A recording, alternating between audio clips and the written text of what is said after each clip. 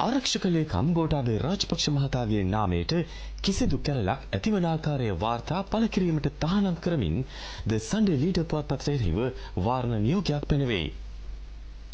ජාතික හැඳුනුම්පත් නිකුත් කිරීම හා මික් ගනුදෙනුව සම්බන්ධයෙන් පළ කළ ලිපි තුලින් සිදු වූ අපහාසය වෙනුවෙන් රාජ්‍ය ආරක්ෂක ලේකම් ගෝඨාභය රාජපක්ෂ මහතා සන්ඩේ ලීඩර් පුවත්පතේ ප්‍රධාන කර්තෘ ලසන්ත වික්‍රමතුංග මහතාට සහ ලීඩර් පබ්ලිකේෂන් ලිමිටඩ් ආයතනයට එරෙහිව නඩු පැවරූ අවස්ථාවේදී එම වාරණ නියෝගය පනවා තිබේ.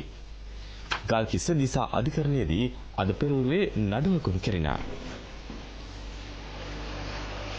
ආරක්ෂක ලේකම් ගෝඨාභය රාජපක්ෂ මැතිතුමා සන්ඩේ ලීඩර් පුවත්පතට සහ ඔවුන්ගේ ප්‍රධාන කර්තෘවරයා වන ලසන්ත වික්‍රමතුංග මහත්මයාට විරුද්ධව අපහාස කිරීමේ නඩුවක් දැම්මා. ඒ දාන්නට සිද්ධ වෙලා තිබුණේ එතුමා කියන ආකාරයට සන්ඩේ ලීඩර් පුවත්පතේ දිගින් දිගටම එතුමාට අපහාසාත්මක වන ආකාරයේ ප්‍රවෘත්ති පළ කිරීම නිසා අධිකරණය ඒක අද පිළිගත්තා. බැලු බැලමට පිළි අරගෙන වාරණ නියෝගයක් ලබා දීලා තියෙනවා. දින 14කට බලංගු වන ආකාරයට එතුමාට අපහාස වන කිසිදු ආකාරයක පළ කිරීමක් නැවත පළ කරන්නට එපා කියලා. මෙරට ප්‍රසිද්ධ සහ පරිණත පුවත්පත් කලාවේදියෙක් අද දැයට අහිමි වුණා. ඒ සන්ඩේ ලීඩර් කර්තෘ ලසන්ත වික්‍රමතුංග මහතායි. සන්ඩේ ලීඩර් කර්තෘ ප්‍රවීණ මාධ්‍යවේදී ලසන්ත වික්‍රමතුංග මහතා අද උදෑසන 10:45ට පමණ වෙඩි ප්‍රහාරයකට ලක් වුණා.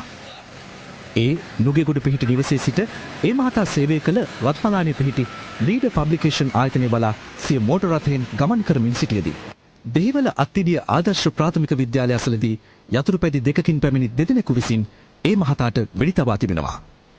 වික්‍රමතුංග මහතා නිවසේ සිට මේ ස්ථානයට පැමිණෙන තුරු යතුරුපැදි 4කින් පැමිණි පිරිස් විසින් ඔහුගේ ගමන් මඟ පිළිබඳ සෝදිසියෙන් පැමිණ ඇති බවට තොරතුරු ලැබී තිබෙනවා. බයික් එකේ කාර්යය අපිලා කියලා මං හිතුවේ. නිකන් කූරු දෙකේ මොකද අයින්නා වගේ තමයි දැක්කේ. ඊට පස්සේ ඒගොල්ලෝ ගියා එන්නම. වෙඩි ප්‍රහාරයෙන් අනතුරුව ලසන්ත වික්‍රමතුංග මහතා කළුබෝවිල ශික්ෂණ රෝහලට ඇතුළත් කෙරුණා. කණින් ලේවා ඊට පස්සේ අපේ මගේ උකුලට මන් තියාගෙන වාහනේ ගෙනලා අපි මෙතන බාර දුන්නා. කොළඹ ජාතික රෝහලේ සිට පැමිණි විශේෂඥ වෛද්‍ය කණ්ඩායමක්ද පැය 3කට අධික කාලයක් ශල්‍ය කර්මයක් සිදු කරමින් ඒ මහතාගේ ජීවිතය බේරා ගැනීමට දැඩි පරිශ්‍රමයක නිරත වුණා. රෝහලට ඇතුළත් කරන විටත් බරපතල තුවාල ලබා සිටි වික්‍රමතුංග මහතා සවස 2:15ට පමණ ජීවිතක්ෂයට පත් වුණා. 1958 වසරේදී උපත ලැබූ ලසන්ත වික්‍රමතුංග මහතා 6 දිනකුගෙන් යුත් පවුලේ බාලයා වුණා. ලසන්ත වික්‍රමතුංග මහතා වෘත්තියෙන් නීතිඥයෙකු වෙනවා. නීති සිසුවෙකු ලෙස අධ්‍යාපනය ලබන අවධියේම ක්‍රියාකාරී මුද්‍රිත මාධ්‍යයට සම්බන්ධ වන වික්‍රමතුංග මහතා මෙරට ගවේෂණාත්මක ප්‍රවෘත්ති වාර්තාකරණයේ පෙරගමන්කරුවෙකු වුණා. 1994 වසරේදී ලීඩර් පබ්ලිකේෂන් ආයතනයට සම්බන්ධ වෙමින් සන්ඩේ ලීඩර් පුවත්පතෙහි ප්‍රධාන කර්තෘවරයා ලෙස සිය ගවේෂණාත්මක වාර්තාකරණයන් තවදුරටත් පුළුල් කරන්නට ඔහු සමත් වුණා. ඒ නිසාම අවස්ථා කිහිපයකදීම ලසන්ත වික්‍රමතුංග මහතාට මරණ තර්ජනද එල්ල වුණා. මේ යන විට 52 වෙනි දිවියේ පසු වූ ලසන්ත වික්‍රමතුංග මහතා දරුවන් 3 දෙනෙකුගේ පියෙක්.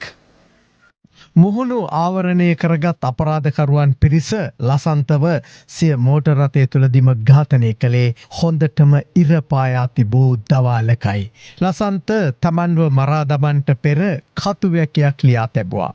තමාව මරා දැමුවහොත් ඒ කතුවැකිය පළ කරන්න කියලා ඔහු ඉල්ලා තිබුණා. එහි වූයේ අවසානයේ මා මරා දැමූ විට මා මරා දමන්නේ රජය කියලයි. එහෙම තමයි ඔහු ලියා තැබුවේ.